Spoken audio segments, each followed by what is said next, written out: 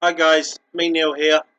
Um, I want to talk to you about my views on Gareth Southgate's World Cup squad.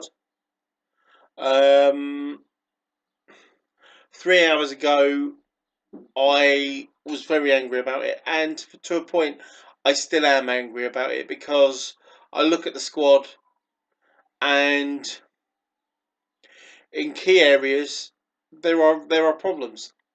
Um, let's start with the most important position on the pitch, the goalkeepers. 9 caps between the three of them, really. And Tom Heaton on standby. Now, Tom Heaton has been injured most of the season with a dislocated shoulder. So, um, Nick Pope's come in and done a wonderful job, and he's statistically one of the best goalkeepers in Europe based on this season's form. But the three goalkeepers have 185 appearances between them and 9 international caps, which, if I'm a centre back, I'm looking at that going, I've got to do more work. Um, another player that is rather contentiously in there that maybe shouldn't be in there is Gary Cahill. Gary Cahill has been dodgy all season, and I look at the Gary Cahill selection, and I think that it's a hypocritical selection. Because if you're picking players on form, having dropped England's tournament goalkeeper for the last 3 tournaments because of poor form, why is Gary Cahill in this squad? Why is Gary Cahill in this squad? Delighted that James Tarkowski is on standby because I think James Tarkowski has had an amazing season at Burnley. I think they've had an amazing season at Burnley, and they deserve the recognition that they get for players being selected. So well done to the Burnley boys selected. Um,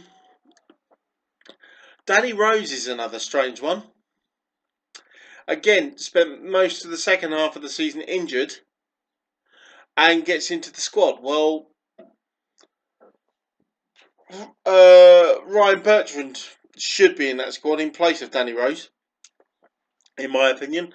Ryan Bertrand has been consistent in a very, very poor Southampton team this year, who have underperformed. Um, Again, I look at the standby list, and Lewis Cook is on standby at Bournemouth. Um, he's again good young player, but again lacks international experience.